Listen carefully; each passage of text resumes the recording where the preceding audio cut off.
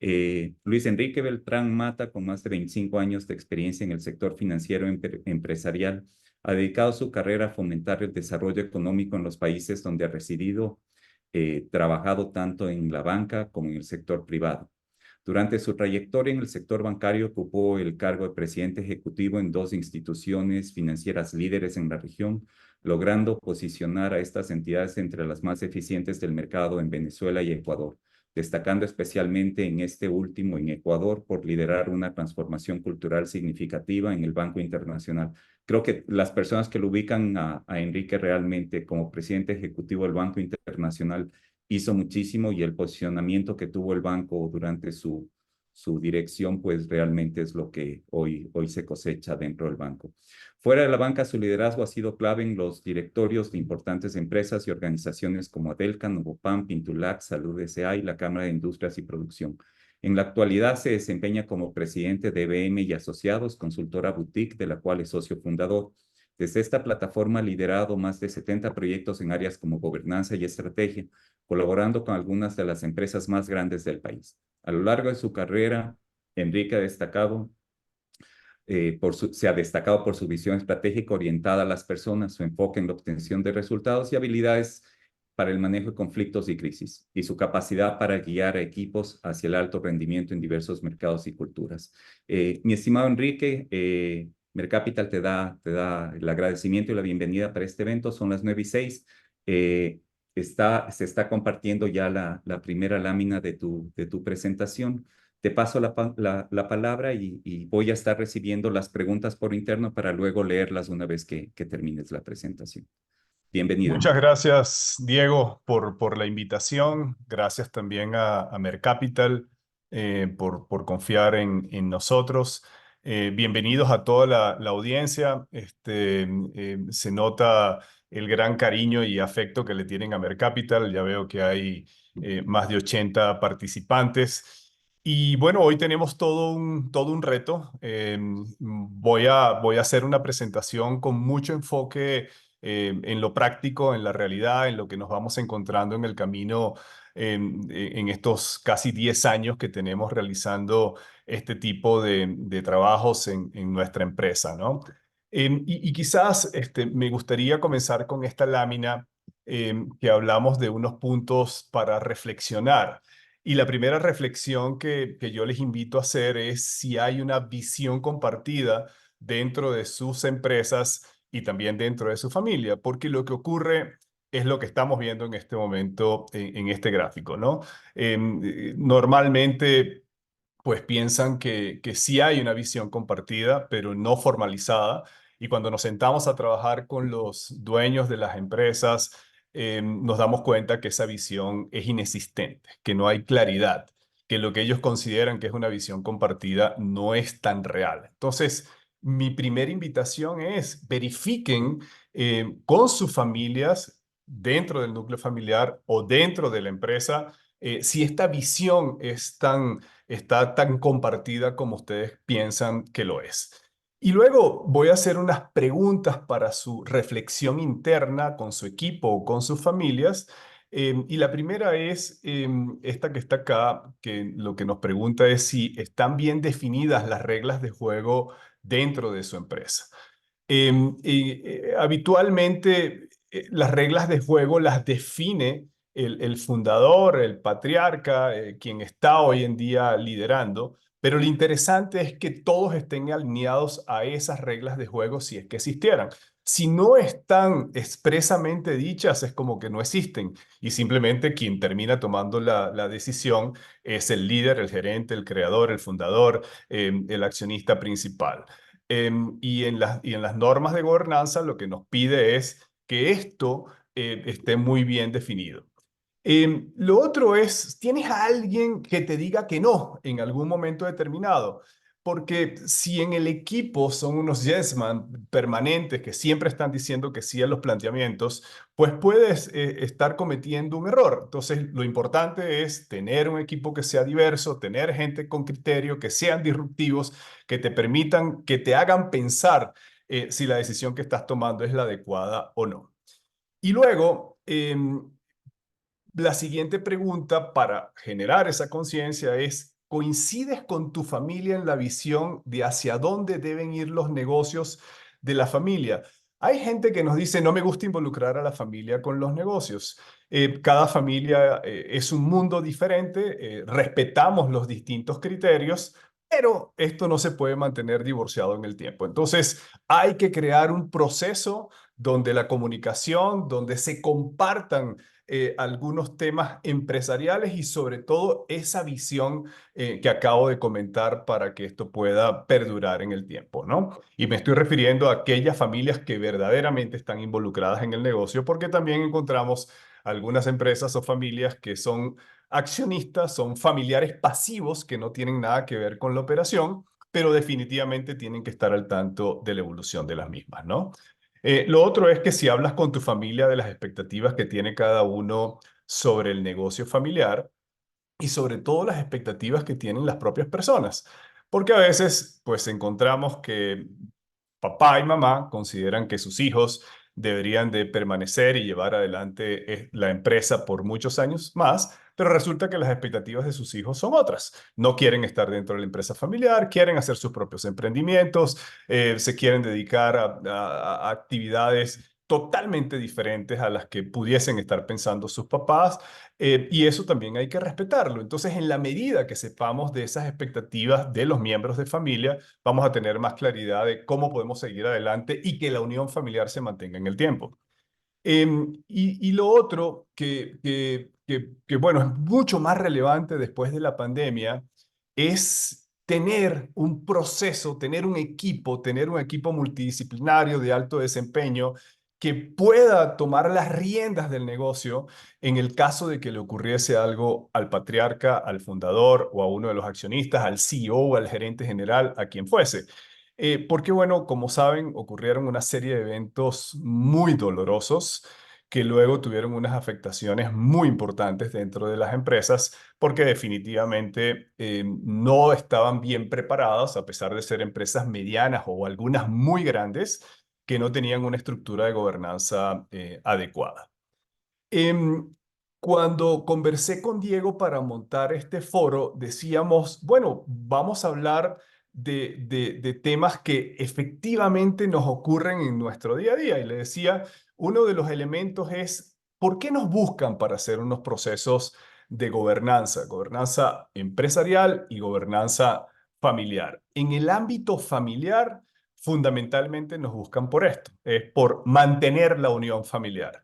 Y este es un tema que tanto al patriarca como a la matriarca les duele, les interesa mucho, pero cuando entrevistamos y nos sentamos a conversar con la señora, la mujer, la mamá de los hijos que están en este proceso, lo que nos dice es, nos ha ido súper bien en el mundo empresarial y yo no quisiera que ocurra absolutamente nada con mi familia. Es decir, quiero que se mantenga la unión familiar. Queremos que se eviten los conflictos que hemos visto en otras empresas o en otras familias empresarias que se rompe la familia por temas diversos.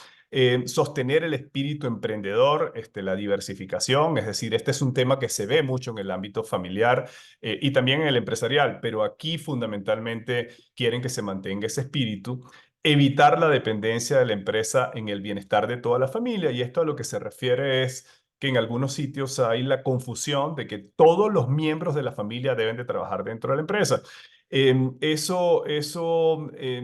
Digamos, es un paradigma, es una fuente de generación de conflictos cuando todos quieren estar dentro de la empresa, siempre y cuando no estén claras las reglas de juego. Y evidentemente, pues esto tiene un proceso que hay que trabajarlo con anticipación y que permita la diversidad de fuentes de ingresos, ¿no? Y bueno, algo natural que es la preocupación por las futuras generaciones y preocupación en el sentido de su proceso, de su formación, del crecimiento, de que tengan la estabilidad económica, y estabilidad económica no significa que tienen que tener un puesto dentro de la compañía. De hecho, los mejores sitios donde hemos trabajado es en aquellos donde definen que aquellas personas que van a recibir una remuneración y que van a recibir beneficios de la compañía son aquellos que trabajan dentro de ella, ¿no? Es decir, el concepto de trabajo está vinculado a la remuneración. Por consiguiente, no se regala nada desde ese punto de vista. Luego, si la familia quiere aportar, donar, entregar, regalar parte de su patrimonio o de los ingresos que tiene mensualmente, ya eso es otra historia, pero el concepto fundamental que hemos conseguido en familias empresarias que son muy estrictas y que lo han llevado muy bien es aquellas personas que están trabajando se merecen tener sus sueldos o sus salarios, ¿no? Y por supuesto, cuidar el legado y el apellido de la familia, que eso siempre está presente, ¿no? Desde el punto de vista empresarial, por supuesto, el tema de rentabilidad, cuando armamos procesos de gobernanza, está presente. Evidentemente, un proceso de gobernanza te tiene que ayudar a controlar, a gestionar mejor la compañía. Evidentemente, todos los conocemos que en este país los márgenes se vienen contrayendo de manera importante durante los últimos años, pero pues el concepto de rentabilidad siempre va a estar presente. Y seguramente, queridos amigos, todos los que están participando hoy en día nos va a trabajar, en los próximos años nos va a tocar trabajar más duro, quizás para ganar menos, pero el concepto de rentabilidad no lo podemos perder. Tienen que haber reglas claras dentro de la empresa, procesos de sucesión del líder, quién va a sustituir a esta persona, que unas 4 láminas más adelante voy a hablar con más profundidad en cuanto a este proceso. El tema de mantener el capital unido en familias medianas, grandes, este es un gran reto cuando ya están en segunda o en tercera generación, es decir, esa generación que llaman la generación de los primos. ¿Cómo hago para mantener ese capital unido? ¿Cómo hago para que no se rompa esta sociedad que tengo? Porque unidos somos más y unidos valemos más también, ¿no? Como patrimonio o como compañía.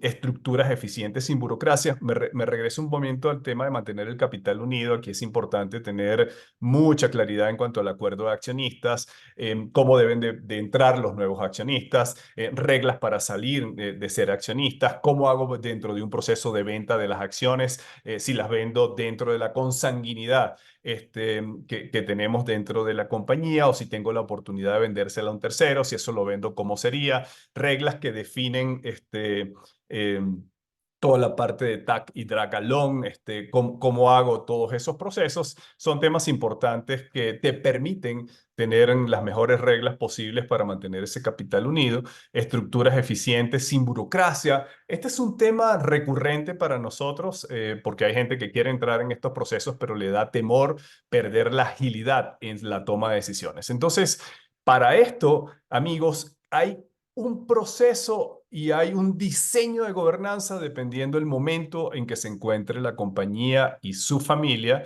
para que no pierdas la agilidad en la toma de decisiones, que es una de las principales ventajas comparativas que tienen las familias empresarias, ¿no? Y por supuesto que las tomas de decisiones sean estratégicas y eficaces. ¿Qué consideramos nosotros que es el concepto que quisimos abrirlo un poco de gobernanza corporativa? Una gobernanza corporativa es un conjunto de buenas prácticas que permite separar los roles y funciones dentro de una empresa. Y cuando digo permite separar los roles y funciones es que tiene que haber claridad de esos roles y funciones, pero sobre todo de las autonomías que tienen las personas, ¿no? Dentro de una empresa. Que exista un equilibrio sobre la toma de decisiones. Aquí es el punto de la autonomía que me estaba refiriendo. Es decir, no es una buena práctica que una sola persona tome todas las decisiones. Las decisiones deben de ser consultadas o aprobadas en el órgano que se defina dependiendo nuevamente del tamaño de la compañía. Así sea una empresa pequeña, siempre es bueno por lo menos tener con quién consultar, con quién conversar. Y en algunos sitios de empresas pequeñas, ya medianas, hemos creado comités consultivos para que el líder, el gerente, el CEO, el presidente de la compañía tenga la posibilidad de conversar, debatir, revisar inversiones o desarrollos o nuevos proyectos o nuevos negocios con la finalidad de evitar equivocarse y perder dinero en el tiempo, ¿no? Que las reglas de juego estén muy bien definidas, que el control y la gestión de la empresa sea el adecuado y le permita a los accionistas tener la tranquilidad de que esto va a ser sostenible en el tiempo. Esta es una de las ventajas principales que tienen las empresas. Sobre todo aquellas ya con ciertos niveles de madurez y de tamaño, en la medida que va avanzando el tiempo, pues las complejidades se hacen distintas, se hacen diferentes, se hacen más profundas y la sostenibilidad es una ventaja importante que tiene y la implementación de una buena gobernanza. Por supuesto, el crecimiento de la compañía en diversas líneas de negocio, en su propia actividad, en su propio core. La rentabilidad siempre va a estar presente y, por supuesto, el tema de capital unido que lo comenté hace unos minutos, ¿verdad?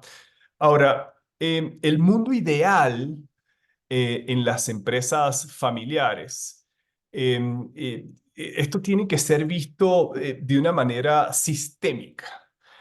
Para todos aquellos que están pensando iniciar un proceso de gobernanza, yo les invito a que la decisión que tomen siempre sea con alguien que les lleve a tener una visión sistémica, como estoy diciendo, o un pensamiento sistémico, es decir, una mirada holística. Cuando uno entra a diseñar una gobernanza, uno tiene que ver el mundo empresarial, que lo tienen a su izquierda en la pantalla, que es la gobernanza corporativa. Tengo que entender a la empresa, tengo que entender su historia, de dónde viene, dónde se deben de tomar las decisiones en cuanto a la asamblea de accionistas, que normalmente son las decisiones que establecen por ley. Pero luego, si efectivamente necesito un directorio, si necesito un comité consultivo, si necesito un comité ejecutivo, ¿dónde es el seno de donde se deben de dar todas las conversaciones y discusiones para la toma de decisiones? Y por supuesto, la parte ejecutiva, que es toda la administración. Y esto tiene que haber un engranaje perfecto con el mundo de la familia. La familia también tiene su proceso, tiene su sistema, tiene su funcionamiento, y para esto existe una asamblea familiar, que es donde toda la familia se sienta a conversar sobre sus expectativas, sobre sus desarrollos, sobre los negocios, sobre la empresa, sin que esto signifique que en el mundo de la familia tomo las decisiones sobre la empresa. No, para eso está cada uno de los órganos, como está descrito en esta lámina. Y existe un órgano dentro de las familias empresarias grandes, que puede ser el Consejo de Familia o que en otros sitios se conoce como el Family Office, pero que fundamentalmente toca varios aspectos. Uno de ellos es el de cohesión familiar. El segundo, que es muy importante, es que es un comité de finanzas o el comité financiero para evaluar el patrimonio, su crecimiento, las inversiones financieras, otro tipo de inversiones. Y esto trae como conclusión o como consecuencia que hay una interrelación o una interacción entre la familia y la empresa. Hay una línea muy delgada que hay que respetar y es, en el mundo empresarial se toman las decisiones de la empresa y en el mundo de la familia se toman las decisiones de la familia propiamente dicho. Entonces, tengan mucho cuidado con este asunto y que no haya un traslape en esa toma de decisiones en una actividad o en otro, o en un órgano o en otro. Este gráfico que ven a continuación es un gráfico que nos gusta mucho a nosotros en EBM porque nos permite ubicar a la familia empresaria de una manera tridimensional. Tridimensional porque está involucrada la dimensión de la empresa, está involucrada la dimensión de la familia y está involucrada la dimensión de la propiedad, que son a veces, si quienes han visto este tipo de trabajo, son los tres círculos, ¿no? Que habla de la empresa, de la familia y de la propiedad. Entonces voy a ir primero por el lado de la empresa. Desde el punto de vista de la empresa, bueno, hay empresas que están en un proceso de creación, están iniciando su actividad, otras que se encuentran en proceso de expansión y de formalización. Y efectivamente lo que estamos hablando hoy bueno, tiene que ser tomado en consideración desde el nacimiento de las compañías. Es decir, yo tengo que tener esa visión a largo plazo. Si me hago grande y comienzo a crecer, bueno, tengo que tener, digamos, la formalización adecuada.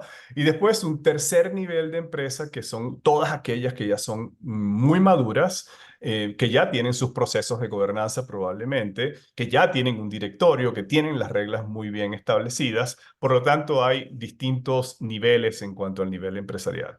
En cuanto al nivel o la dimensión de la familia, bueno, cuando comienzas es una familia empresaria joven que tiene un emprendimiento, que luego ese emprendimiento comienza a crecer y comienza también a crecer la familia. Comienza a entrar los miembros de la familia a la empresa y es donde dice entrada a la empresa. Luego comienzan a trabajar juntos y cuando digo a trabajar juntos es porque la familia también siguió creciendo, probablemente ya se encuentra en segunda o tercera generación. Y allí es donde debemos de tener muchísima claridad de esas reglas de juego que comenté hace un momento, ¿verdad? Y esas reglas las voy a explicar un poquito más adelante, pero que tiene que ver con cómo se incorporan los miembros de familia, cómo salen los miembros de familia, cómo es un proceso de sucesión, que todo esto vaya por procesos técnicos y profesionales y no querer pues tomar decisiones políticas dentro del mundo empresarial porque eso es nefasto, eso trae sus consecuencias negativas en el mediano o en el largo plazo.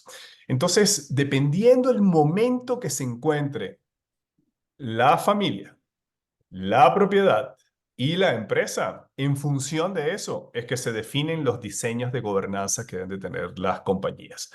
Tengan mucho cuidado con el copy-paste. Tengan mucho cuidado con a mi amigo o a mi vecino, le fue muy bien con la instauración de un gobierno corporativo y resulta que el gobierno corporativo se reduce solamente a la implementación o a la creación de un directorio. Eso no es un gobierno corporativo.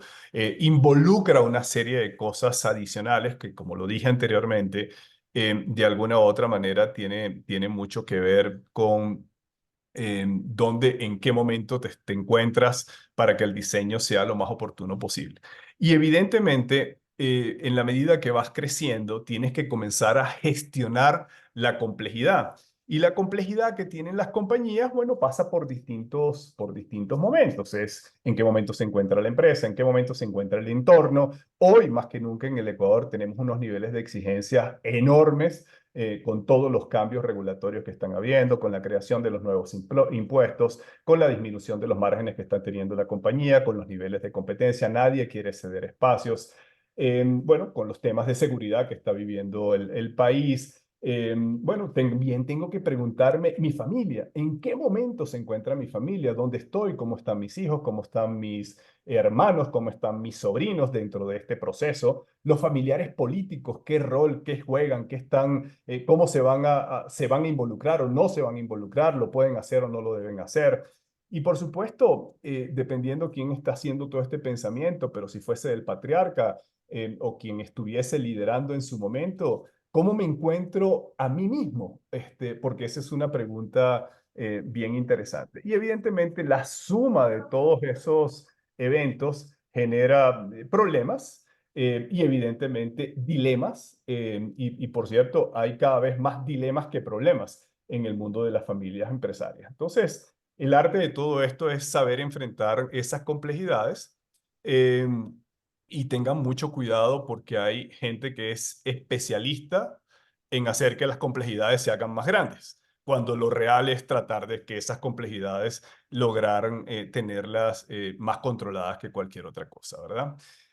Me quiero pasar a la acera del frente, digamos, dentro de esa mirada holística y hablar de la gobernanza de la familia. Entonces, cuando nos buscan para estos procesos, que normalmente los hacemos integrales, familia y empresa, pero a veces tienen desarrollada una parte y no la otra, bueno, nos buscan porque quieren tener la cohesión de la familia, porque necesitan crear un propósito. Y allí, queridos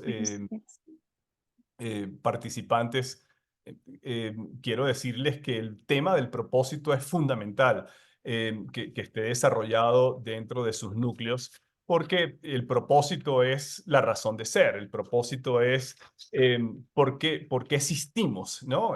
Como familia, tener una visión compartida, pero yo no puedo tener visión compartida si no he desarrollado el propósito y si no he desarrollado esa visión como familia que quisiera tener hacia adelante. También las familias tienen reglas de juego, tiene que haber claridad en los roles, debemos de hablar de la sucesión del líder, de las expectativas que tienen sus miembros. No olviden nunca esto. Pregúntenle a sus hijos qué expectativas tienen, qué quieren hacer con sus vidas, a dónde quieren ir, quieren seguir creciendo dentro de la familia empresaria, quieren tener sus propios emprendimientos, quieren desarrollar una carrera profesional, se quieren emplear. Eso es importantísimo, no solamente para la felicidad de ellos, sino para mantener a la familia unida y que los negocios que estén en marcha puedan seguir creciendo, porque lo peor que hay es que una persona asuma la responsabilidad de estar en un sitio sin querer estarlo, ¿no? Luego, este tema que también está vinculado a las familias empresarias, son unas estadísticas que nos parecieron interesantes compartírselas a ustedes. Esto lo trabajó la UES. em, me permitieron participar en este proceso, escribí el prólogo de este estudio para la universidad y de aquí me quiero ir a elementos importantes, ¿no? Bueno, en cuanto al modo de transmisión de la propiedad, el 38% no tiene planes al respecto y quienes ya lo han hecho vía herencia, que es el 38% y el 18% vía donaciones, ¿no? En cuanto a la existencia de objetivos para elegir al sucesor, el 66% de las empresas entrevistadas no tiene criterio alguno, no sabe por dónde ir, el 33% ya lo ha trabajado. Y este dato que es muy relevante en cuanto a la planificación de la sucesión, el 85% no cuenta con un plan de sucesión por escrito.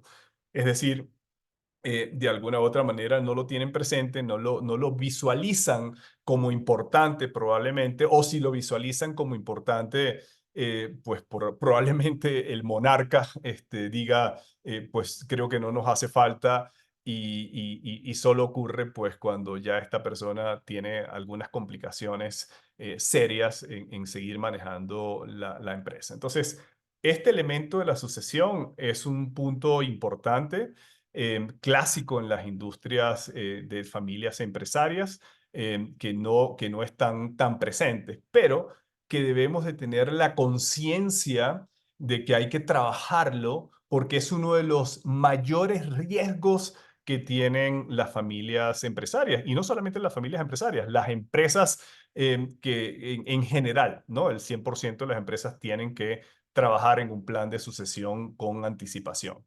Y nosotros vemos este plan de sucesión en 4 cuadrantes. ¿Ya? El primer cuadrante es qué quiere hacer el predecesor. Si la persona no se siente preparada para retirarse, créanme que no habrá una sucesión.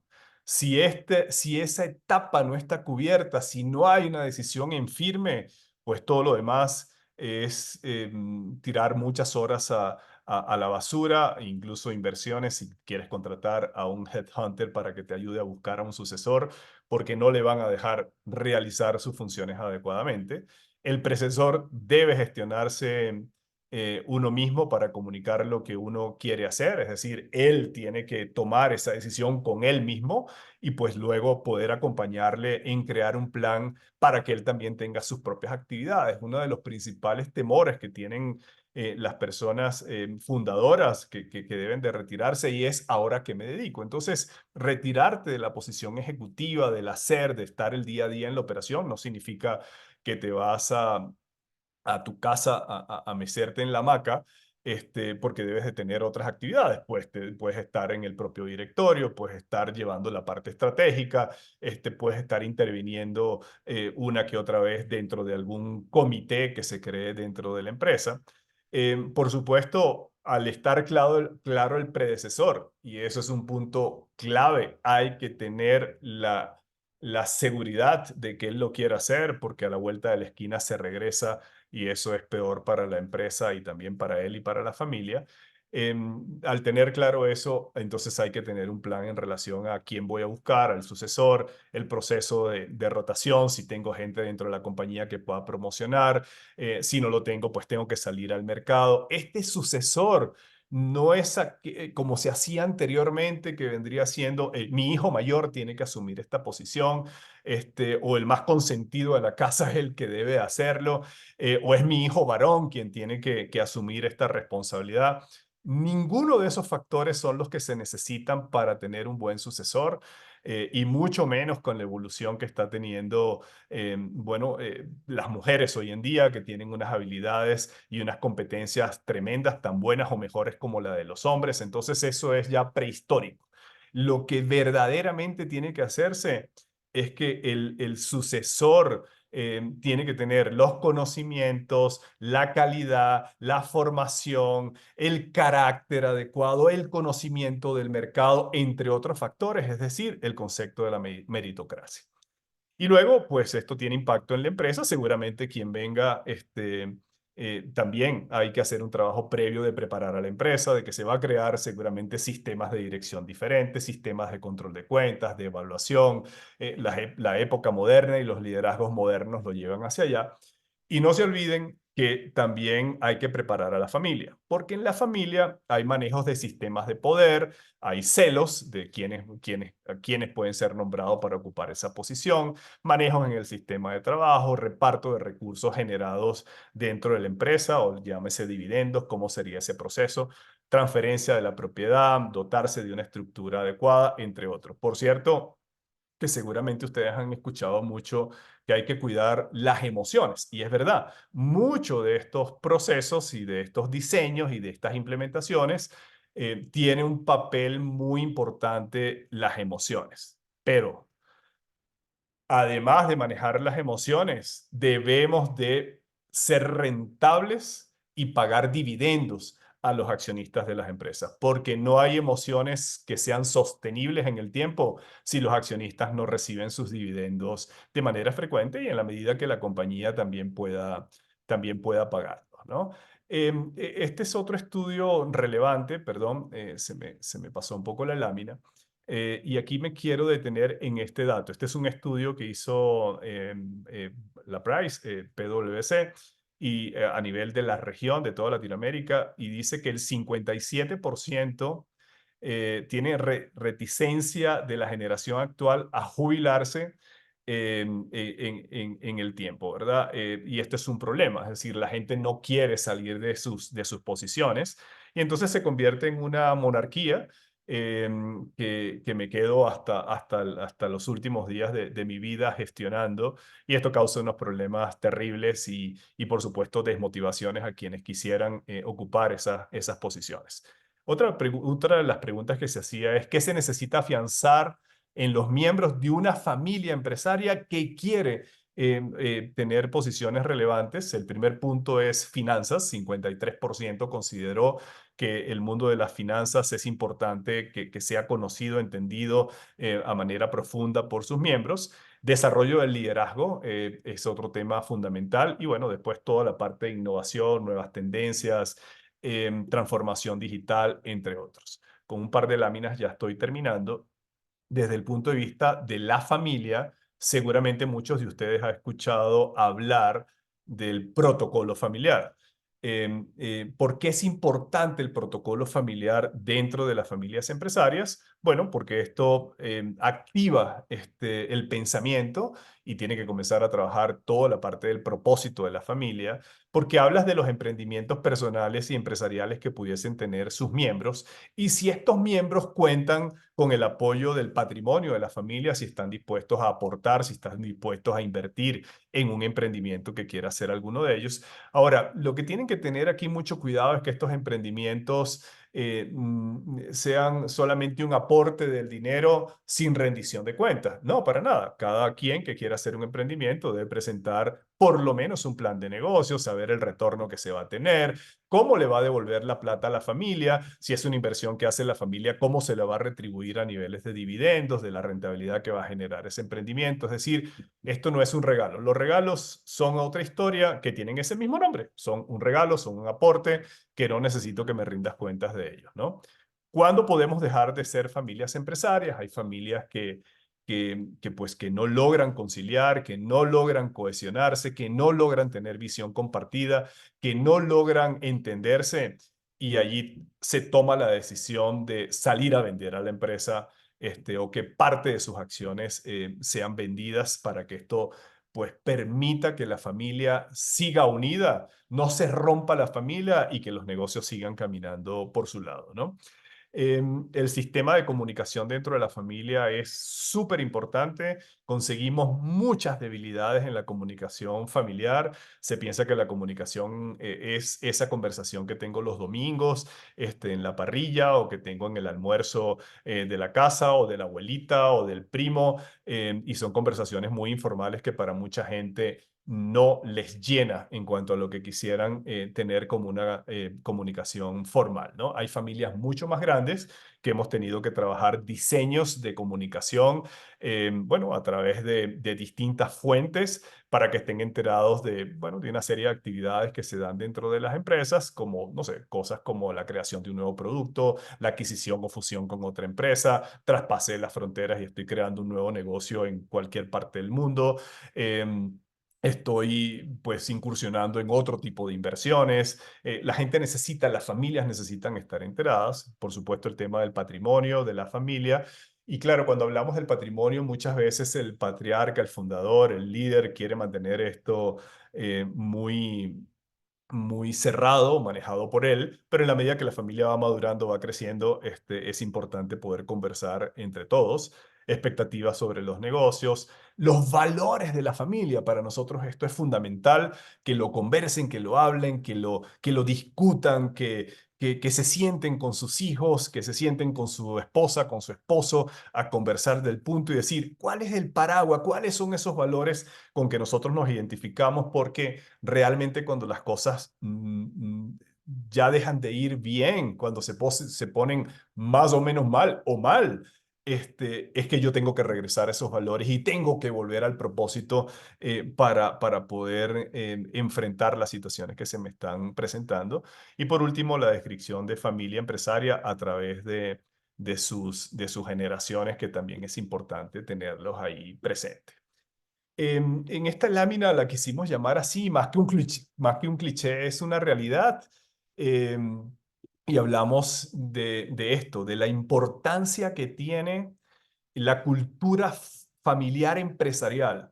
Es decir, hace un momento acabo de hablar de que tiene que haber un diálogo, de que hay que tener el compromiso de todos sus participantes con el proyecto empresarial. Si no lo hubiese, lo respeto también, lo identifico y digo, perfecto, ¿cuál es la actividad que tú quieres desarrollar? Si te podemos apoyar, te apoyamos económicamente, moralmente, emocionalmente, como necesites nuestro apoyo, vamos a estar contigo, pero lo importante es que con esas diferencias exista cohesión. Si existe esa cohesión, el proyecto empresarial seguramente va a ser muy exitoso. Si yo no cuido esta parte de relación en la cultura familiar empresarial, probablemente la empresa se termine convirtiendo en el centro de batalla de todos los problemas o conflictos que tiene la familia. Las empresas, lo que nosotros conocemos, lo que hemos estudiado, lo que hemos visto en este país y en otros, es que las empresas no tienen dificultades por su propia actividad. Es decir, puede ser que gane más, que gane menos, que gane share, que pierda share, que crezca en productos, en gente, en número de personas, en planta, en inversiones. Todo eso se juega, pero luego cuando no está clara la relación de los miembros de familia que son accionistas y comienzan las peleas, las discusiones en las empresas, no les permite evolucionar y tienen que terminar pues vendiendo, cerrando la compañía, que es lo más doloroso, ¿verdad? Am, y bueno, ya por último, esta estructura de articulación efectiva que nosotros llamamos, las familias son dominadas por un consejo de familia o family office, que ya lo comenté hace un rato. Y aquí lo interesante es que conviven distintas generaciones. Está la primera generación y luego las siguientes generaciones. Tenemos familias empresarias en cuarta generación que están vigentes, que están activados, que trabajan, que se respetan, que se juntan en este consejo de familia. Están los otros familiares, que son los familiares políticos, que en muchos sitios dicen no queremos que los familiares políticos estén dentro de la empresa. Hay sitios que dicen no queremos que los familiares políticos ni siquiera se enteren de lo que estamos haciendo, lo cual es imposible. Y anecdóticamente un cliente, una vez un gran cliente nuestro a quien queremos mucho, nos dijo los familiares políticos solamente para la cena del 24 de diciembre para comernos el pavo juntos. Nosotros no estamos de acuerdo con ese concepto. Estamos de acuerdo que, bueno, dependiendo de la familia, algunos se pueden incorporar, otros no, pero lo cierto es que siempre van a estar enterados, ¿no? De lo que ocurre dentro de las familias empresarios, dentro de las empresas.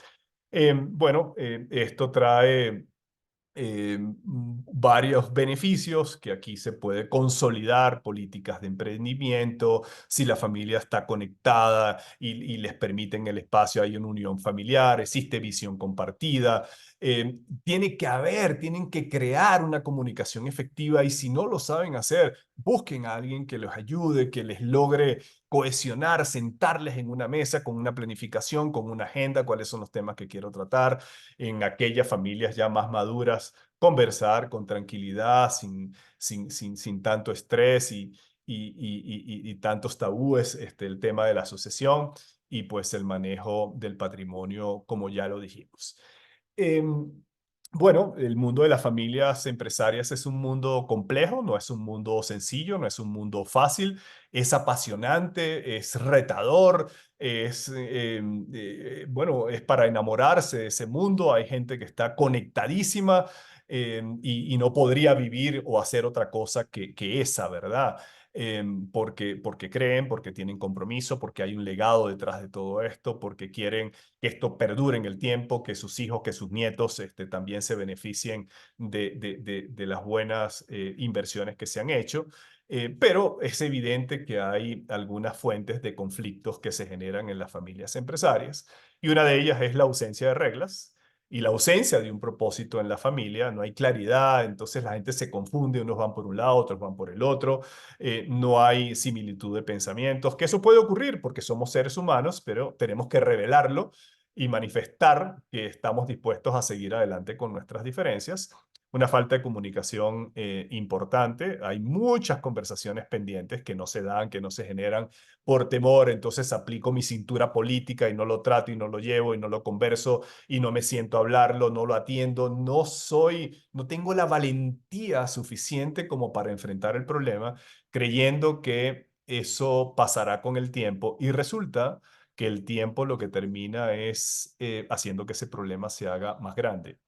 Poca o nula empatía al mirar al otro, es decir, de alguna manera, hay una historia que marca a las personas, falta de un plan de sucesión, no hay claridad, quién va a ser, a quién va a dejar mi papá, por qué a él, por qué no al otro. Entonces, en la medida que eso esté claro, ya la gente se ubica muy fácil en dónde debe estar. Falta de una estructura, de estructuras organizacionales en la familia y en la empresa, diferencias en la visión y cultura familiar, pero sobre todo es un conflicto si no lo hablo, ya si no trabajo esa visión y qué cultura quiero tener, ¿no? Ausencia de roles y responsabilidades, entre otros. Y en ese mismo contexto, el mundo de la familia empresaria está armada de esta forma, ¿no? Del lado derecho tienes a toda la familia y su patrimonio, del lado izquierdo a la empresa, que es el propósito, a dónde quiero ir, cómo genero riqueza, sostenibilidad, comunidad, responsabilidad social y los negocios en cuanto a su crecimiento, sus desarrollos, por dónde quiero transitar en el camino. Entonces, como ven, hay una serie de elementos que son fundamentales, que son importantes, que son necesarios, pero aquí hay algunas reglas que debemos de respetar. Y la primera de ellas es comunicarse, es sentarse, es atender los espacios que están abiertos y que no hay claridad, es la definición de esa visión y de ese propósito, es definir cómo se toman las decisiones, cuáles son las reglas de juego. Entre las reglas de juego de los familiares que quieran o no incorporarse dentro de la empresa, también hablamos de los sueldos y los salarios. Esto no es un tema de porque soy miembro de la familia y soy el jefe de operaciones o de tecnología o de estrategia o de comunicaciones, gano como el gerente general, para nada. Y tampoco es que sea el gerente general y gano como el jefe de tecnología, de operaciones o de sistemas. Entonces, los sueldos tienen que ser los adecuados, la compensación tiene que ser en función de lo que esa misma posición tiene en el mercado para evitar ese tipo de complejidades. Por último, decirles que estos somos nosotros, EBM y Asociados. Nuestro propósito es acelerar la evolución de las familias empresarias y así como un propósito también tenemos una visión. Nuestra visión es mantenernos en el top 3 del Ecuador como una boutique, una consultora boutique en gobernanza y estrategia y comenzar a dar pasos fuera del mercado ecuatoriano, en otros países también de la región. Tenemos más de 9 años en el mercado, hemos desarrollado más de 70 proyectos, hemos participado a lo largo de estos años en muchos comités y directorios, más de 20, y pues tenemos un equipo multidisciplinario de primer nivel. Eh, Acá les comparto mi QR. Será un gusto estar en contacto con ustedes. Y pues nada, nuevamente agradecerle a Diego esta invitación tan chévere y estoy abierto para las preguntas que quieran ustedes desarrollar. Sí, ¿sí me escuchan, Enrique? Estás con el control. ¿Me puedes abrir el video, por favor? Déjame. Claro que sí. Perfecto. Muchas gracias.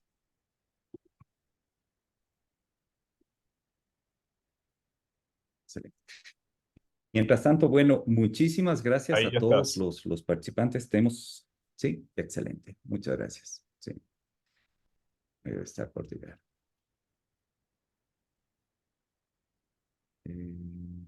Ok, déjame, tal vez. No te Ahí estoy. veo. Sí. No, no, no, estoy Ahora aquí. sí. Gracias. Bueno, muchísimas gracias.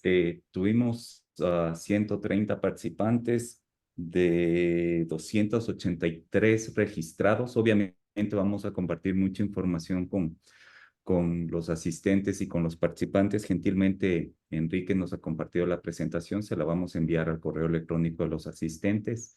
Esta presentación está siendo grabada. También la vamos a descargar para compartirla si desean compartirlo dentro de la familia con los que están. Tenemos ya la sección de preguntas y respuestas dentro del menú. Hay una sección de preguntas y respuestas y voy a ir leyendo y Enrique nos va a ir acompañando con la respuesta. Tenemos una primera pregunta de Gabriel. Dice, en mi caso soy segunda generación. ¿Cómo hacemos para que la primera generación quiera participar para organizar la empresa?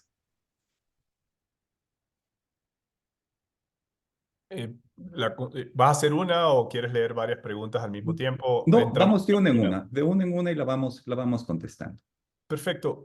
Pues entendería que la iniciativa es de la segunda generación para organizar esta empresa y como lo dije anteriormente, lo que hay que hacer es sentarse con esa primera generación y dejarse también ayudar por un tercero, ¿no? Que les permita tener una conversación, buscar cuáles son las oportunidades, las ventajas que le daría un proceso de organización, a dónde se llegaría, cuál sería el rol de cada una de las generaciones, de la primera si todavía se encuentra activa, de la segunda, cómo se irían incorporando.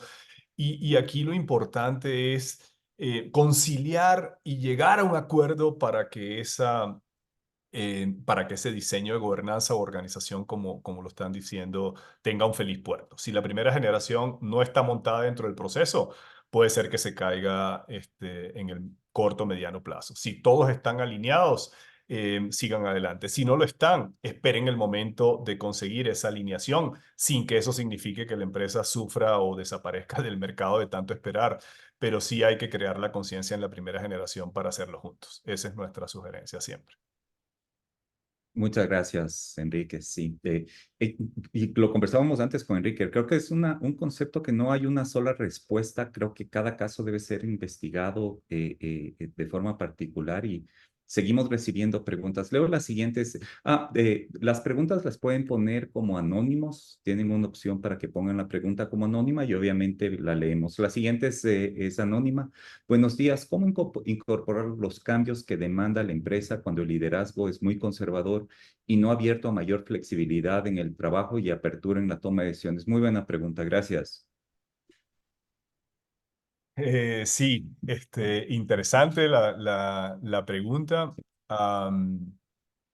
Yo pienso que hay que respetar a las personas en su criterio y a los líderes cuando son conservadores. Eso no es malo. Lo que hay que hacer es una invitación a dar pequeños pasos y no querer dar pasos agigantados de pasar de ser conservador a ser muy agresivo, ¿verdad? Y claro, por la pregunta entendería que puede ser una alternativa a tener una mejor definición estratégica de lo que quiero ser, de hacia dónde quiero ir como organización. Si esa claridad existe, seguramente entonces luego se desarrolla todo el POA, ¿no? Todo el plan de acción que puedes estar teniendo en un momento determinado. Entonces, muchas veces esa, digamos, ser conservador viene marcado por la historia. Y mucho también va a depender de la edad que tenga esa persona, de su experiencia. Hay sitios donde nosotros hemos estado que nos dicen, bueno, esto me ha costado mucho. Antes de llegar aquí quebré 5, 6, 7 veces y para construir esta empresa, pues no estoy dispuesto a ser tan agresivo. Pero es evidente que los extremos son malos, ¿no? Ni muy conservador ni muy agresivo. Por lo tanto, mi sugerencia es acordar los mínimos vitales que tiene la empresa para poder seguir adelante y que sea sostenible en el tiempo, ¿no? Esa sería mi sugerencia. Gracias, Enrique. Tenemos otra pregunta de María. Frente a la realidad que vivimos, en la cual habla de su familia, por lo que la logro leer, frente a la realidad que vive la familia, que vivimos, en la cual la familia está en varios países, ¿cómo se puede fortalecer los lazos para que estén vinculados con la empresa? Bien. Am, Existen distintos roles en los miembros de familia empresarias. Si son accionistas, no importa que no tengas presencia, porque tú asumes un rol que vendría siendo lo que nosotros llamamos un rol pasivo. Es decir, no dejo nunca de ser accionista, pero no estoy en la operación.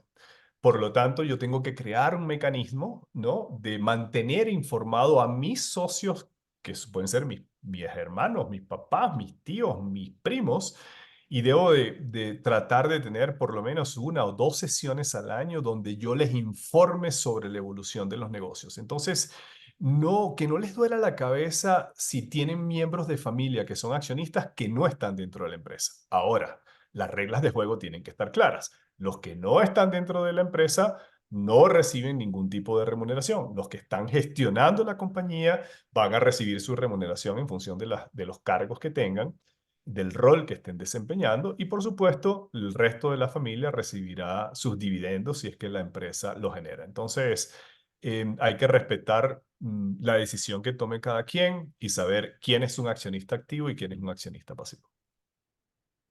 Sí, aquí hago un paréntesis. Al final del webinar va a haber una encuesta con la cual nos autorizan enviarles también la presentación y hacemos una pequeña validación de algunos temas. Incluso un aliado estratégico nuestro quiere compartir material sobre transformación digital que creo que por el perfil de los asistentes puede ser muy interesante.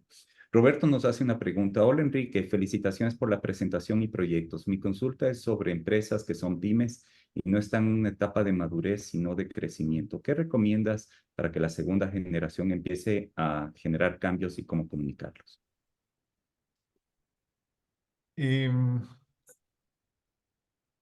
bueno, primero, la segunda generación, si es una empresa que está en crecimiento, debe de incorporarse. entender el negocio, hacer un trabajo rápido, un diagnóstico rápido. A nosotros nos gusta que estos diagnósticos sean los adecuados, tengan la profundidad, pero no sea rápido. A donde quiero ir es, muchas veces encontramos parálisis por análisis en cuanto a qué debo de hacer y cómo sigo hacia adelante. Entonces, estos diagnósticos a nosotros nos sigue gustando mucho. Esta famosa fórmula, o más que fórmula, metodología del FODA, para identificar entonces dónde me encuentro en cuanto a fortalezas, oportunidades, debilidades y amenazas.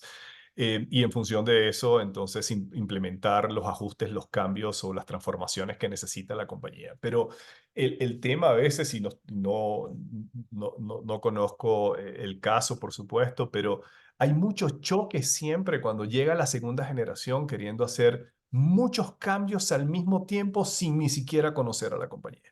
Entonces hay segundas generaciones que están recién graduadas, que vienen de las universidades con mucho conocimiento, con mucha teoría, con un mundo mucho más grande que el fundador, pero yo siento que este es un proceso, que hay que entender bien la empresa, y luego definir dónde están, como ya lo dije, esas oportunidades, fortalezas y debilidades que tiene para hacer los ajustes y hacer el planteamiento a esa primera generación, ponerse de acuerdo y echarlo a andar. Yo iría por ese lado.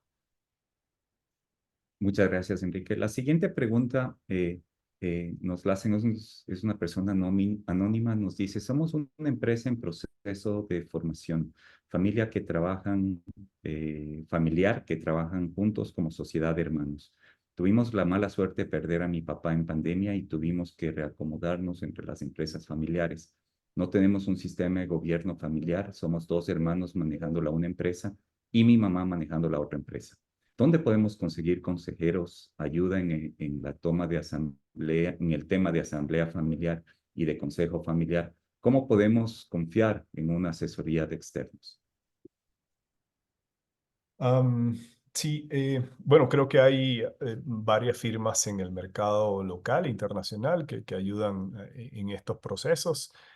En el tema de la confianza del consejero, yo creo que siempre es importante verificar referencias, poder tomar contacto con algunas de esas referencias, sentir, mirar cómo le fue en el proceso. Pero este es un tema también de feeling, ¿no? Con quién me siento cómodo, cuál es su perfil, cómo lo ha hecho, cuál es su trayectoria, cómo está estructurada su gobernanza. ¿Es una sola persona? ¿Son varias? ¿Son muy teóricos? ¿Son prácticos? ¿Son pragmáticos? ¿Son no sé, yo siento que hay que hacerse varias preguntas, sentarse, conocer, pero fundamentalmente es mirar y chequear referencias y ver cómo le ha ido a otras empresas de familiares, perdón, de características similares a la suya. Me parece que esa es la manera, tomarse el tiempo y hacer las averiguaciones e investigaciones del caso.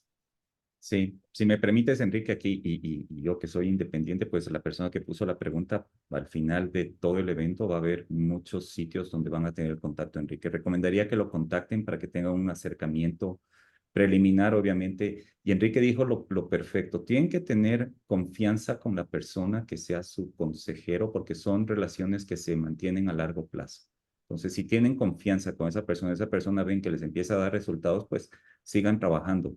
Y hay cosas que a veces los dueños de empresas no les gusta escuchar, pero son cosas que deben tenerlas en el radar. O sea, esto es como un doctor. Al doctor, a veces uno va al doctor, le dice cosas que uno no quiere oír, que está comiendo cosas que no son apropiadas, pero realmente tienen que entenderlo a nivel de familia, de núcleo familiar. Muchísimas gracias. Buena la pregunta, no sé quién la puso, pero es muy bueno el tema. Mi estimado Rodrigo, muchas gracias por participar. Rodrigo es dueño de una empresa, una linda empresa y tiene claro su familia, está hasta la segunda generación está apareciendo. Según tu experiencia, Enrique, ¿cuánto tiempo tomaría implementar el proceso que tú sugieres en una empresa unifamiliar? Eh, yo lo voy a contestar. O sea, estos procesos siempre tienen dos etapas. El primero es de focalización y diseño.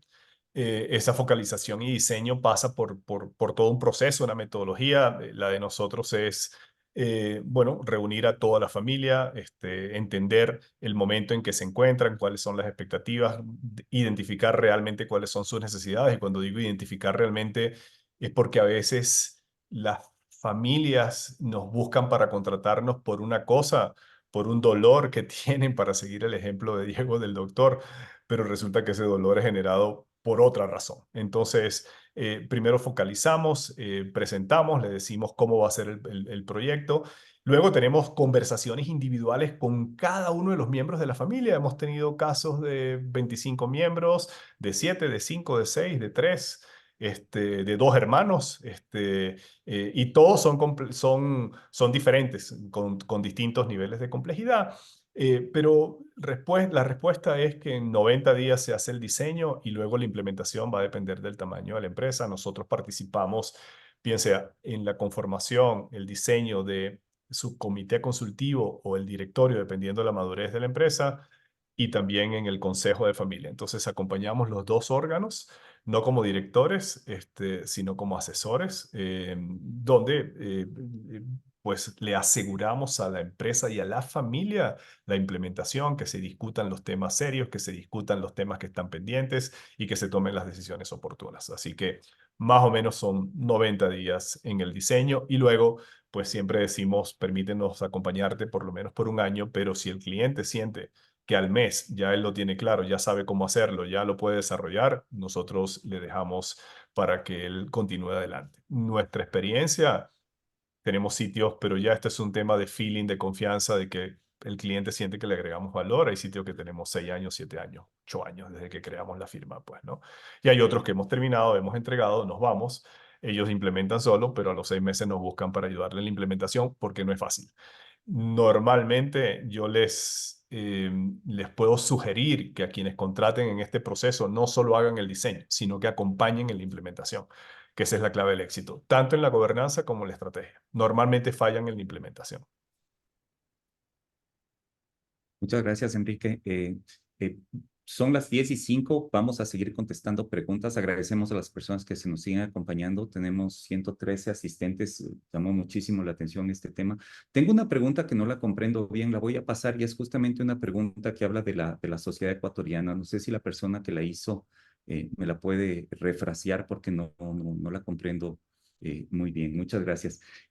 Excelente presentación. Otra pregunta anónima. Excelente presentación. ¿Cómo compartir beneficios de los negocios familiares de manera justa cuando existen necesidades diferentes? Por ejemplo, familiares que requieren más ingresos por temas de enfermedad y sus intereses son particulares. Gracias. Buena pregunta. Muy buen punto. Sí, sí, gran punto. Esos son los acuerdos, ¿no? Que hay que definir en el protocolo familiar. Y sí hay sus excepciones en cuanto a temas familiares, enfermedades, cómo debe ser retribuida esta persona, porque entendería que es una enfermedad que no le permite laboral, pero laborar, quise decir, pero que de alguna manera tiene que seguir la vida. Entonces, sí se definen una especie de remuneración, o de aportes, que hace la familia o que hacen a través de la empresa, a través de distintos mecanismos. Entonces son acuerdos ya más familiares, ¿no?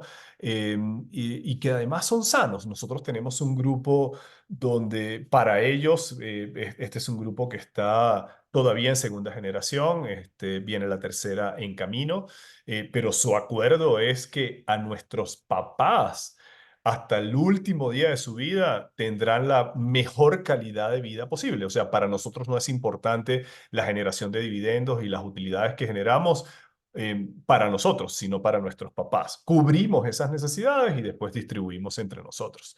¿Ya? Entonces, eso está contemplado. Se puede crear, por ejemplo, un fondo específicamente para eso, pero evidentemente que todos estén de acuerdo en ese proceso. Y si no todos, porque puede haber gente que no esté de acuerdo, entonces, bueno, lo puedes definir por mayoría reforzada. Es decir, si más del 60% de los accionistas estamos de acuerdo que esta persona siga recibiendo una compensación por su nivel de enfermedad o incapacidad que tiene actualmente, seguimos adelante. Entonces, eso para mí es importante y es maravilloso, además, que uno pueda pensar en la familia, porque al final termina siendo lo que está esperando la familia de mí para mantenerse unida, ¿no? Entonces, hay maneras de hacerlo, totalmente. Muchas gracias, Enrique. Gracias, Carolina, por las palabras. Te envía agradecimientos, Enrique, Carolina Balmaceda. Gracias. Tenemos una siguiente pregunta. En su consultora, ¿cómo se enfocaría en limitar y diferenciar las remuneraciones entre varios hermanos con diferentes responsabilidades? ¿Ok? Chévere, lo vemos con muchísima frecuencia, y aquí aplica el principio de equidad, ¿no? Y ese principio de equidad, lo más técnico posible. Equidad no es distribuir entre tres, ¿ya? Si son tres hermanos o si son cuatro, los cuatro ganamos lo mismo. No, la equidad nosotros la definimos en función del esfuerzo que tiene la persona, en función del cargo, de la posición que ocupa. O sea, el gerente general, como en toda estructura jerárquica, debe ganar más que el vicepresidente o que el gerente comercial o de operaciones. Entonces, digamos que lo hacemos por allí, y no solamente el tema de sueldos y salarios, sino la composición accionarial. Hoy en día, más que nunca, los fundadores están diciendo, bueno, ¿cómo distribuyo esto? Y esa distribución pasa por una serie de elementos. No estoy diciendo que debe hacerse solo de esta manera, pero en función de las capacidades que tienen las personas para llevar o para mantener o para que sean sostenibles las empresas en el tiempo, dicen, bueno, yo voy a hacer una distribución que les compense a todos. Es decir, una parte accionarial mayoritaria puede ser para una persona, pero luego a la otra le entrego unas inversiones monetarias, y a otra le entrego, pues puede ser unas propiedades que le permita también tener un buen nivel de vida, o hago un mix que me permita mantener la buena gerencia, el buen manejo de la empresa en el tiempo, y que todos se puedan beneficiar del patrimonio que ha construido la familia emprendedora. Entonces, hay distintos mecanismos, pero el concepto de equidad es el que me parece que tiene que ir de la mano allí. Equidad Sí, en es función del totalmente. esfuerzo y del trabajo y de los resultados, Total. por supuesto, ¿no? Que por otro lado, perdón ahí, Diego, pero No. a veces, cuando se escoge a un líder y la familia se equivoca en esa persona que ha seleccionado, también debe de rectificar y pedirle a esa persona que deje la posición, que eso es complicado hacerlo, y por eso es importante el consejo de familia. Pero lo que se quiere es el bienestar común y no el bienestar de una sola persona percibiendo un buen sueldo, ¿no? Entonces, hay que ser tan exigente o más que como que si fuese un gerente general externo, ¿no? Siempre el tema de resultados tiene que primar para que esto pueda perdurar en el tiempo. Lo que acabas de mencionar es importantísimo porque esa resistencia al cambio y sobre todo colaboradores que vienen con mucha experiencia en el tiempo se van formando y probablemente pueden llegar a tener mayor conocimiento que los propios herederos. Entonces, es un proceso de construcción de una estrategia a largo plazo que realmente el objetivo general es mantener a la compañía rentable y creciendo. Y es ahí donde debe abrir espacio a todos los que están puestos la camiseta. Gracias por la pregunta. Seguimos recibiendo preguntas, vamos a seguir mirando. Otra pregunta anónima, ¿cómo pasar de tomar decisiones en base a la experiencia del fundador, CEO vigente, a la toma de decisiones basada en datos? Los trabajadores que son familiares no conocen el manejo de datos. Muy buena pregunta. Sí, hay mucho celo en el manejo de la información, pero creo que en nuestra experiencia hay que ponerlo desde el punto de vista positivo, ¿no? En el sentido de hacerle conocer los beneficios que esto tiene cuando se comparten los datos y cuando podemos escuchar las opiniones de terceros, que seguramente son súper valiosas.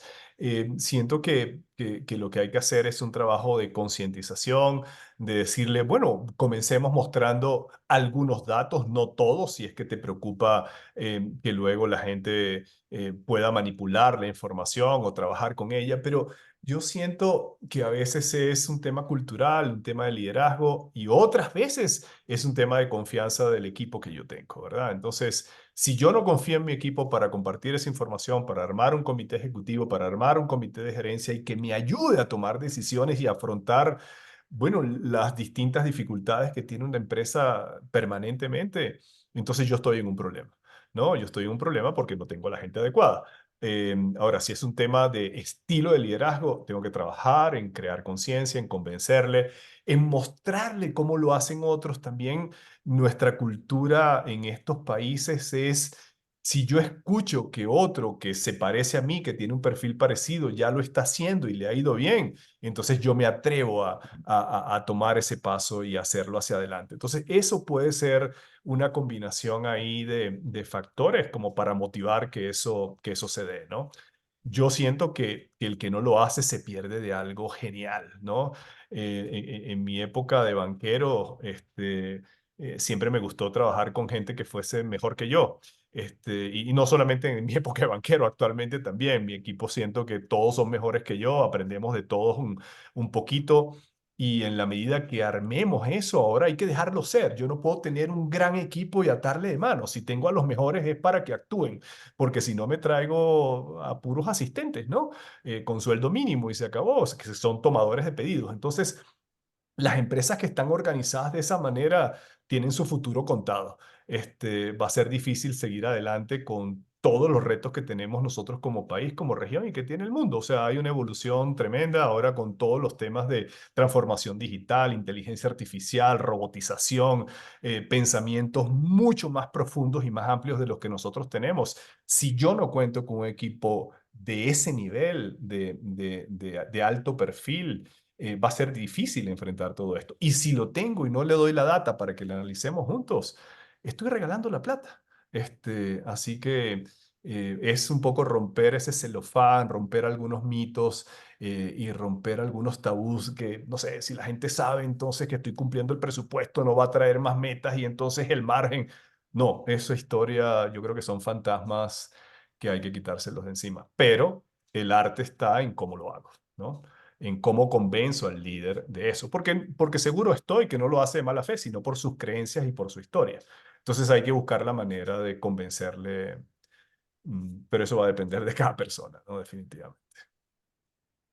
El tema de data es, creo que la mejor herramienta que una compañía puede construir. Y Mercapital, por ejemplo, estamos por llegar a 50,000 seguidores en Facebook. Es un proceso que nos viene tomando 5 años y lo que hacemos es construir data para traer personas del perfil de Enrique a ponerlos en un evento como este, y lo que estamos es construyendo data en su mente para que ustedes puedan tomar decisiones adecuadas para que la compañía dure a largo plazo y a las futuras generaciones. Tenemos todavía 103 participantes, estamos 15 minutos tarde. Les agradecemos muchísimo. Enrique, no sé si podemos seguir avanzando. Tenemos un poco más de preguntas. Sí, Diego, con mucho gusto tengo unos minutos más. No, Claro que sí. no, gracias. Muchísimas gracias por tu tiempo. Otra pregunta anónima. Buenos días, gracias por esta charla muy interesante. Cuando el fundador de una pequeña empresa a sus 83 años quiere seguir manejando a su manera la empresa que hoy está en grave crisis, es sugerible el cierre inmediato de la misma para evitar que lo que conlleva heredar una empresa en crisis. Eh, o sea, hay que entender bien el caso, si es viable o no es viable la compañía, entender también el efecto que se va a causar en esa persona de 83 años al cerrar la empresa. O sea, es un tema bien particular, pero sí, definitivamente el cierre es una de las acciones que se puede tomar. Sin embargo, mi invitación es véanlo como un sistema. Es decir, este es el impacto que tiene la empresa, este es el impacto que tiene la familia y este es el impacto que tiene en el fundador. Nosotros hemos trabajado en un caso de una empresa del sector financiero mediana, grande, donde su fundador ha pedido a los accionistas y a quienes manejan la operación actualmente que esa operación no se vende hasta que él esté vivo. Y es una empresa que tiene un valor muy importante en el mercado. Entonces, sus hijos y sus accionistas y todos han respetado la decisión del patriarca, que es un hombre ya de una edad muy grande. Pero él le gusta ir, le gusta, va, visita, se sienta, conversa, se toma un café, se regresa, vuelve por la tarde. Ese es su único rol, no toma decisiones. Pero a diferencia de esta que están comentando, esta empresa sí es potente, sí gana plata, y probablemente cuando ya el fundador no esté, por otras razones, que hay diferencias en cuanto a los criterios de quienes la están manejando, etcétera, será vendida. Pero es dependiendo de cada caso en qué momento se encuentra, etcétera. Pero mi invitación es visión holística. Miro todo, qué efectos tiene, qué consecuencias tiene, qué va a pasar con este patriarca y con la familia. Muchas gracias, Enrique. Tenemos otra pregunta anónima. ¿En qué momento el patriarca debe darse cuenta que es el momento ideal para arrancar con este proceso, la conformación de la gobernanza familiar? En la mayoría de los casos lo terminan haciendo cuando ya es tarde, ¿correcto? ¿Alguna recomendación? Sí, últimamente, en los últimos años, hemos visto que la segunda generación o la tercera son los que impulsan estos procesos. El patriarca a veces no se da cuenta, piensa que lo puede seguir haciendo igual. Y claro, o sea, no es igual, no es lo mismo vender $1 millón que vender 50, 80, 100 o 200 o 30. Entonces, en la medida que va avanzando el tiempo, que va creciendo la compañía, tiene otras necesidades y ahí es donde la segunda o la tercera generación dice, papá o abuelo, no podemos seguir así. Nos estamos perdiendo de ciertas oportunidades, comienzan a hablar de los conceptos, de la socialización de la gobernanza, de lo bueno que es, de los impactos que esto trae.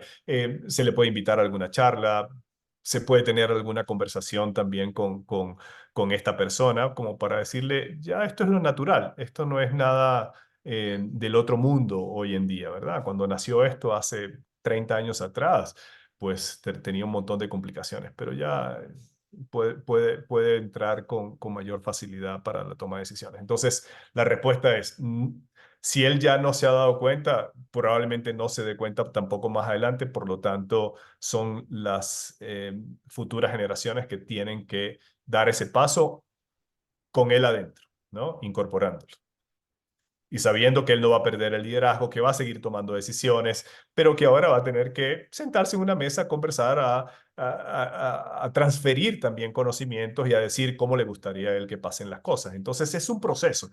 Tampoco intenten hacer algo del día y la noche, o sea, no es tan rápido esto, ¿no? Porque tienes que... Es un tema de manejo de gestión del cambio y un cambio cultural dentro de las empresas y para las personas dejar de hacer lo que han venido haciendo por toda la vida. Entonces, como ustedes saben, cambiar las costumbres y los hábitos no es tan fácil.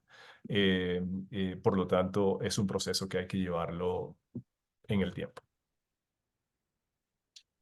Como dice Enrique, al ser un proceso, pues es casi una cantidad de etapas que deben estar siendo ejecutadas con tareas y actividades responsables para que se cumplan. Puede ser una tarea que se la ve muy grande, pero hay que dar ese primer paso para realmente empezar un proceso de ejecución y conversión probablemente a tener un protocolo familiar y distintos temas que realmente le van a dar fortaleza a las futuras generaciones y sobre todo constancia a las compañías. Gracias, Enrique. Tenemos solo dos preguntas más y hasta ahí detengo el proceso. Te agradezco muchísimo por el tiempo, son las 10:21. Eh, Creo que esta pregunta era la que quise leer hace un momento y básicamente habla de la sociedad ecuatoriana. ¿Qué tan madura está la sociedad ecuatoriana para tratar estos temas siendo una sociedad machista y patriarcal? O sea, de hacer ese cambio a la siguiente generación y realmente no esperar a que tenga que ser reemplazado el patriarca por distintas razones. Eh, sí, es un tema, digamos, cultural, ¿no? De la sociedad.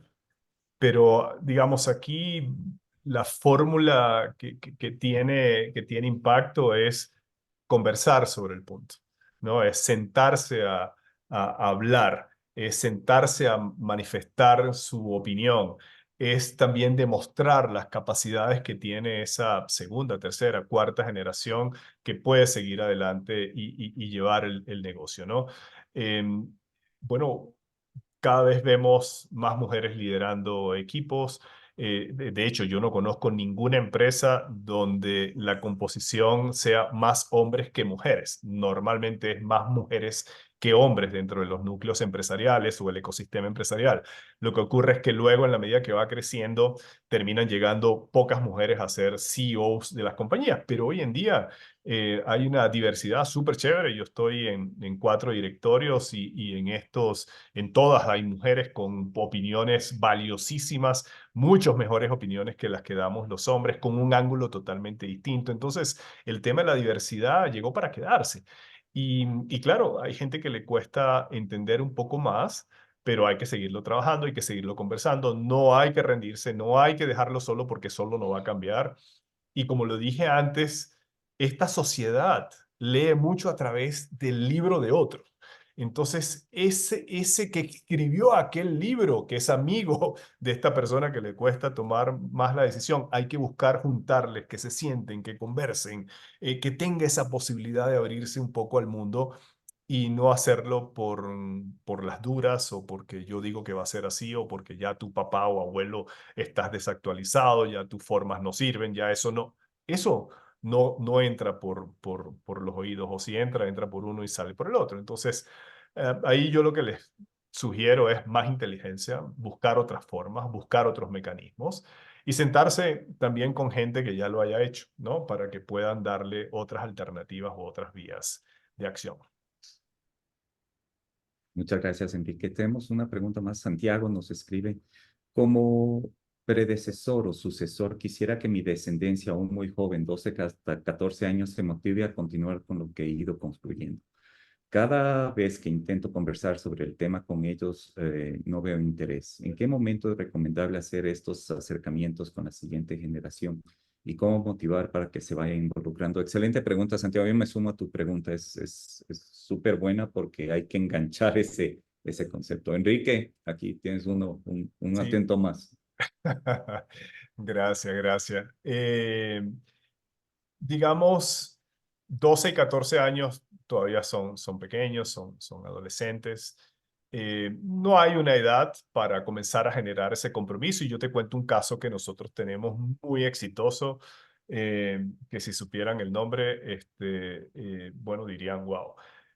Sus chicos comenzaron vendiendo agua en los colegios donde estudiaban. Entonces, en sus verbenas, reuniones, fiestas del colegio, cada quien podía inventarse y llevar algo para vender. Y él les creaba ese espacio y les decía, bueno, ahora que van a preparar un ponquecito, una agüita, una coca, un helado, lo que quieran.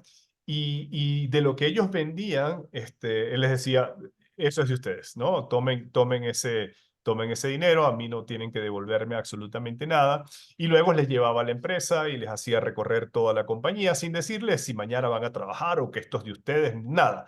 Pero por supuesto les ponía trabajos donde ellos se divertían, donde ellos la pasaban chévere, donde ellos después de terminar se iban a la canchita de fútbol a tener un partidito ahí con los mismos obreros de la compañía o con los trabajadores o con los hijos. Entonces hay que buscar los mecanismos que los enganchen, ¿no? No estoy diciendo que los enganchen por plata, pero esta familia consiguió esa fórmula. Hagan sus tortas, hagan sus cakes, hagan sus lo que quieran. Y los llevaban y los vendían. Y entonces, bueno, ¿cuánto es? $7, $10, 8, 15, 20, lo que es. Eso es suyo. Y la próxima lo genera usted y así sucesivamente. Entonces, como que les creó la conciencia. Esta es una familia de 5 hijos. Es una empresa diversificada en varias actividades económicas. 4 de sus hijos, de los 5, 3 hombres, 2 mujeres. eh, y los 5 están metidos en los negocios. Y aman eso y lo luchan y la pelean y son exitosos y son competitivos entre ellos. Entonces, no sé, mi comentario es, no hay que acelerar ni exigir ni que esto sea de manera obligatoria, sino que más bien sea algo que ellos vayan disfrutando y que sea poco a poco el proceso, porque si no, pues puede ser que se aburran y que luego la decisión definitiva sea, nunca me vi y no me sigo viendo. Entonces hay que buscar esos mecanismos más soft, que les conecten más y que después se conviertan en los líderes de la empresa, ¿no? Excelente. También Tenemos tenemos una ejemplos de pregunta. gente que ha ido a trabajar a las empresas y dice, nunca más vuelvo a la empresa de mi papá y nunca más regresó, porque el nivel de exigencia y de darle tan fuerte para que se hiciera fuerte de carácter, terminó de verdad espantándoles, corriéndoles de la compañía. Entonces, quiero mucho a mi papá, le respeto, lo amo, pero no puedo trabajar con él. Entonces, hay que tener inteligencia, mucha inteligencia emocional para Bueno, manejar. cuando tengan esos casos, lo tienen Enrique para hacerle las consultas, cuál es el mejor camino para Sí, sí. hacerlo. Y realmente uno como padre busca que vayan desarrollándose en lo que ellos mejor lo hagan y sobre todo que les guste. Creo que ese es un Así objetivo es. sano. Dos preguntas y más y no te molesto más, Enrique. Sí. El, Tranquilo. la una es de Raúl, que siempre nos acompaña. Excelente presentación. Gracias por la invitación y anticipo el agradecimiento por enviarme copia de la presentación y grabación en caso de ser posible. Por supuesto, Raúl, muchas gracias por acompañarnos, gran ejecutivo, y pues la enviaremos a todos, enviaremos la información y la presentación. La última pregunta, y antes de eso, deseo agradecer a Gerencial, que es una compañía de transformación tecnológica que es de propiedad mía, que somos aliados de Salesforce, que es una compañía multinacional muy grande, que nos ayuda a generar toda la capacidad para atraer esta cantidad de participantes y realmente en la encuesta va a haber en la encuesta del final van a poder descargar una presentación en PDF de un análisis mundial de cómo las compañías están avanzando con el tema de transformación digital. Gracias por permitirme la propaganda esta, mi querido Enrique, y con esto termino con la última pregunta. Cuando hay una sucesión por herencia o donación, existe una carga tributaria. ¿Cómo hacerlo de la mejor manera para que no afecte significativamente a la empresa y a los herederos? Muchas gracias por la conferencia. Sí, no somos especialistas en temas tributarios. Normalmente lo que hacemos es derivar a esto a tres empresas con las que nos sentimos cómodos trabajando, que compartimos varios sitios con ellos y allí nuestro cliente o quien nos pregunte decide con quién trabajar. No tengo una respuesta para la pregunta, pero con muchísimo gusto puedo sugerir los nombres por el interno para que hagan esa consulta a las personas que les pueden guiar de la mejor manera posible. Lo lamento, pero no es mi fuerte. Puedo dar unos comentarios, pero no me atrevo. Entonces, pero con mucho gusto, a la persona que hizo la pregunta, puedo direccionarle a tres empresas con que nos sentimos muy cómodos en los procesos que ellos han llevado con otras familias medianas, grandes, de todo tipo, ¿no? Acá y afuera, que trabajan incluso para los family office que nosotros trabajamos. Entonces, es gente súper seria y los nombres seguramente ustedes también los conocen. Muchas gracias, Enrique. En el material que vamos a enviarles por correo, al correo que se registraron, van a estar el código QR de Enrique y los contactos de BM asociados, donde pueden hacerles el contacto. Y obviamente creo que hay todavía tela por cortar por las preguntas que hemos visto y pues será un gusto que rápidamente puedan contactarlo, Enrique, para que puedan aclarar y sobre todo tener un acompañamiento de Con la mucho mejor gusto. calidad. Encantado. Enrique, simplemente te paso la palabra para terminar y No, yo me sí, despido luego de eso. gracias, Diego, a ti, a todo tu equipo por la invitación, a todos los participantes. Fue una chévere conversación. Nos llevamos 1 hora y media, pero creo que valió la pena. Yo quedo satisfecho, con la conversación. Espero que los asistentes también y que tengamos una futura oportunidad para seguirnos viendo. Así que mil gracias por tenernos presente a nosotros, Diego, en este proceso. No, Enrique, para nosotros, como te lo dije, es un honor tener un ejecutivo del perfil tuyo, una carrera, una vida intachable y realmente poner esta plataforma para que puedas tener acceso a una cantidad de empresas y propietarios y dueños que desean sobre todo hacer bien las cosas con mira al futuro. Entonces, para mí es un honor, pues vamos a compartir todos los datos tuyos y seguro tenemos por ahí a vernos próximamente con Enrique porque creo que hay algunos temas que todavía hay información que la Claro que sociedad y sí. los ejecutivos necesitan conocer. Gracias, Enrique. Un fuerte Muchas abrazo gracias. y seguro Chao, nos chao. estamos viendo pronto. Cuídate Mucho mucho. éxito, ¿no? Gracias a No, todos. gracias. Hasta luego. Chao. Gracias.